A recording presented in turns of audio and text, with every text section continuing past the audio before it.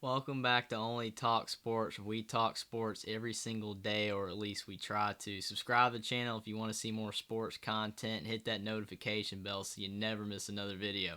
Now, I just did an Alabama-Texas preview and prediction.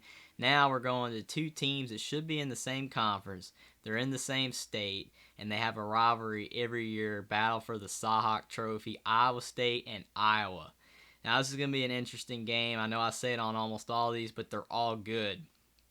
Iowa, on paper, you're looking at it, they're the better team. Iowa State, they were 7-6 last year. Iowa was 10-4 last year and won the Big Ten West. But we'll see. Let's break it down and see who's going to win this game. Kirk Ferentz, the longest tenured head coach in college football. He's a good coach. I mean, he's consistent 8-4 every year. They have a great defense at Iowa. Their offense is not as good as their defense.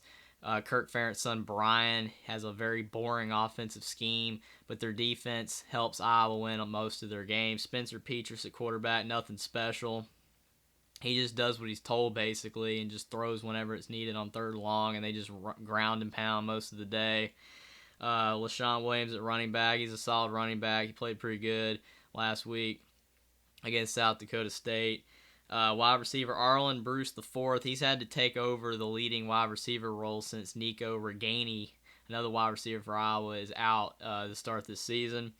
Tight end Luke Lachey. He's a decent tight end, kind of falling. Maybe not as good as the ones they've had in the past, T.J. Hawkinson and Noah Fant, but he's a very solid tight end.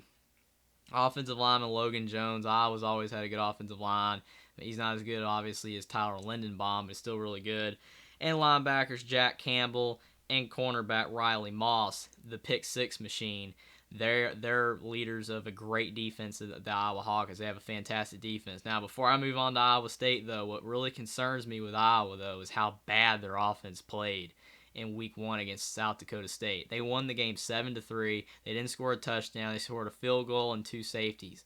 Again, the defense did really good. I know South Dakota State is one of the best FCS teams in college football, but their offense for Iowa was horrible. They just could not score. It was pathetic watching it. You flip and watch Iowa play offense, it's like watching 1980s stuff. And then all these other teams are spreading it out. It hurt the eyes if you're not an Iowa fan. Now on the Iowa State side, Matt Campbell, again one of the top 10 looking like rising coaches in college football. He took a step back last year, even though they had Brock Purdy, Breece Hall, and Charlie Kohler. They didn't have as good of a season, and it was kind of shocking to see him go 7-6. And a lot of people thought they were going to win the Big 12. Hunter Deckers, he replaces Brock Purdy at QB. He can run. It looks like he's going to be a pretty good quarterback. He threw 4 touchdowns and only one pick against Southeast Missouri State, and they beat him 42-10. So it was a really good performance for him. And like I said, he's a dual threat. Running back Jarrell Brock, he had a decent day. Again, he's not Breece Hall right now, and maybe he won't ever be Breece Hall, but he's doing the job. He's pretty solid. Xavier Hutchinson, a wide receiver, he had a great day. 3 touchdown passes. He looks like he could be very, very good for Iowa State Cyclones. And then on the defensive side of the ball, they got defensive end Will McDonald IV. He's very good. Defensive back Bo Frailer and linebacker Colby Reeder, a transfer from Delaware.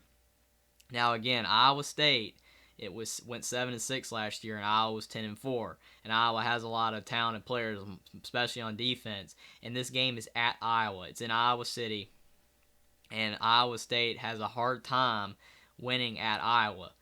But I can't overlook that performance for Iowa in week one. I understand that Iowa is a defensive team, and I understand that maybe you're not going to want to show all your offensive capabilities in week one and keep it simple. But Alabama beat Utah State 55-0, and I understand it's Alabama, but Iowa should have beat South Dakota State at the minimum something like 24-3, not 7-3 with no offensive touchdowns. And I know Iowa always plays better against the rival because they want to win. I understand that. They always play better against Iowa State. It's kind of like how Auburn almost beat Alabama last year, but Alabama was a much better team. I understand. You're going to play harder against your rival, and it's at Iowa, I know. But the way Iowa played, I could be completely wrong, but I'm picking Iowa State to win this game 17-14. I think it's going to be a low-scoring game. But I think, again, just from what I saw with Iowa in week one, they played terrible on offense. They couldn't score. I got Iowa State winning this game 17-14. I could be completely wrong, and Iowa surprises and does a lot better against their rival. But the way they played again, I cannot pick them right now, and I'm picking Iowa State 17-14 in a close one, and they're going to win the Cyhawk Trophy in 2022. Subscribe to the channel if you like sports content. Comment down below what you think about this game, whether I'm right on Iowa State winning or whether I was going to play better in week 2 and beat Iowa State and win the Sock Trophy. Like this video, and I will see you next time.